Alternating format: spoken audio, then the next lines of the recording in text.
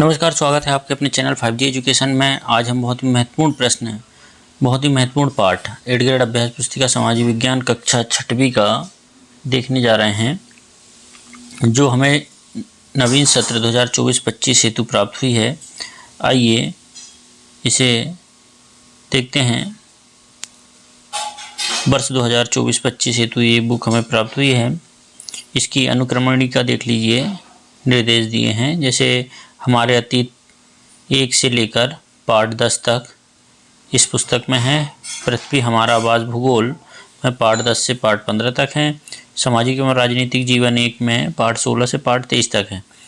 अतः हम कह सकते हैं कि कुल मिलाकर इसमें पाठ 1 से पाठ 23 तक दिया हुआ है। तो आइए पाठ 1 पहले देखते हैं। हमारे अतीत 1 से प्रारंभिक कथन पाठ का नाम है क्या, कब, कहाँ और कैसे। प्रश्न 1 है, भारत में लगभग 8000 वर्ष पूर्व किन फसलों को उपजाना प्रारंभ कर दिया था? तो इसका राइट आंसर आ जाएगा गेहूं और जौ। ठीक है, इसे ध्यान से आप लिख लेंगे।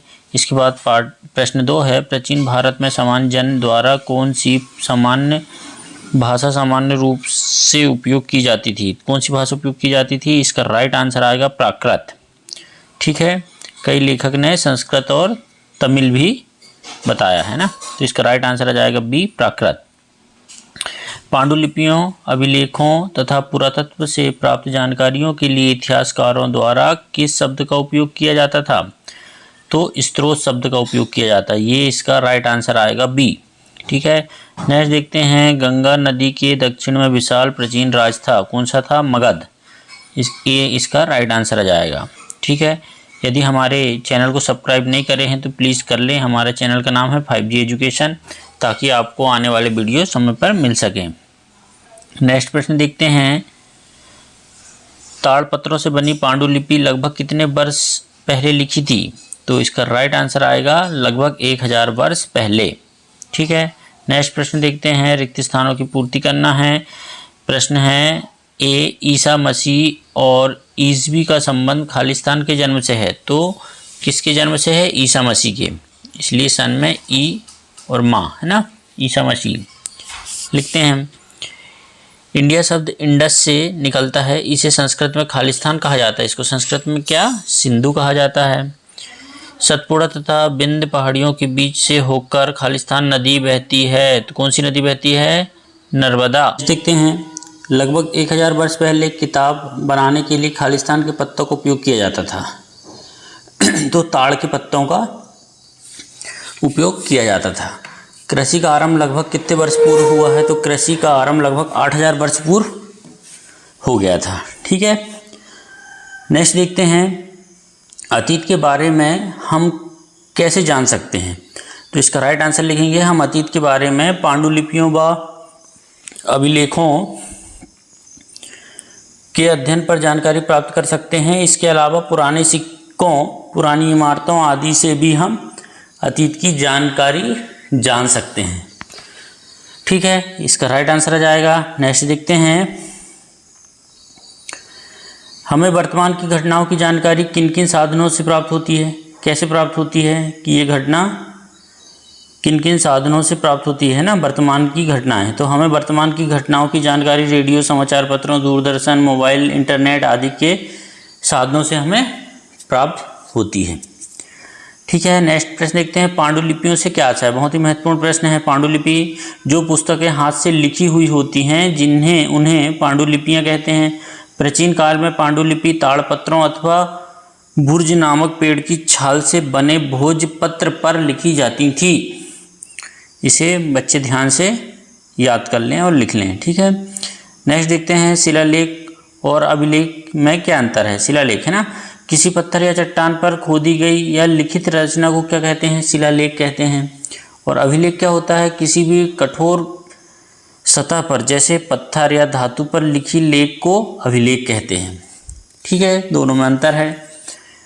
नेक्स्ट प्रश्न देखते हैं। प्राचीन काल में लोग यात्रा किस प्रकार व क्यों करते थे? प्राचीन काल में लोग पैदल यात्रा करते थे। वे कभी काम की तलाश में, तो कभी प्राकृतिक आपदाओं के कारण और कभी नए और रोचक स्थानों को खोजने की चाह में उत्सुकतावश यात्रा करते थे।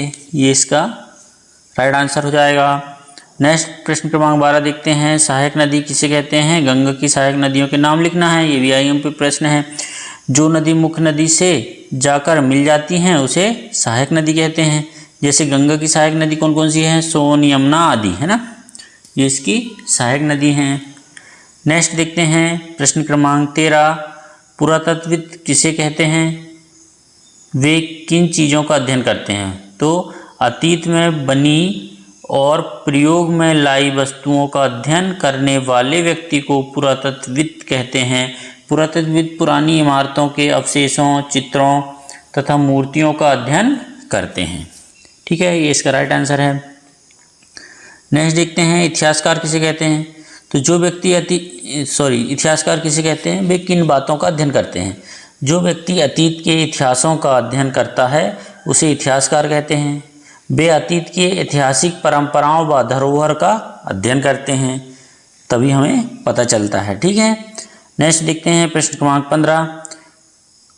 कॉमन एरा तथा बिफोर कॉमन एरा में क्या अंतर है? ये भी IMP प्रश्न है। अंग्रेजी में BC का तात्पर्य बिफोर क्राइस्ट, AD का तात्पर्य एनो डोमिनी ED होता है ना। कभी कभी इनकी जगह पर CE कॉमन एरा तथा BCE बिफोर कॉमन एरा होता है। तो ये इसका इनके अर्थ हैं। ठीक है, नेक्स्ट प्रश्न देखते हैं प्रश्न क्रमांक 16।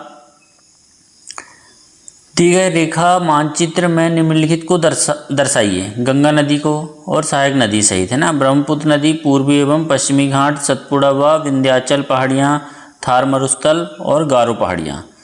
तो इस प्रकार आप इसे देख लें। ये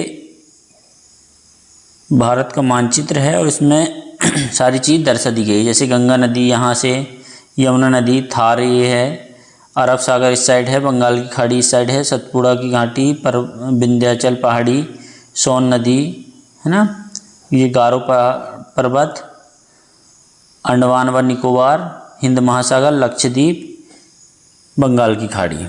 इस प्रकार से आप इसे लिख सकते हैं। ठीक है, नेक्स्ट प्रश्न है। आपके घर में कुछ पुराने बर्तन और औजार हों तो उन्हें ढूंढो और अपने माता पिता या दादा दादी की सहायता से इन बर्तनों के नाम, उनका आकार तथा उनमें प्रयुक्त धातु का नाम लिखिए तथा उनके चित्र पृथक कागज पर बनाइए। तो ये आपको स्वयं करना है। ठीक है, इस प्रकार वीडियो अच्छा लगा हो तो प्लीज़ लाइक, कमेंट, सब्सक्राइब करना ना भूलें। धन्यवाद।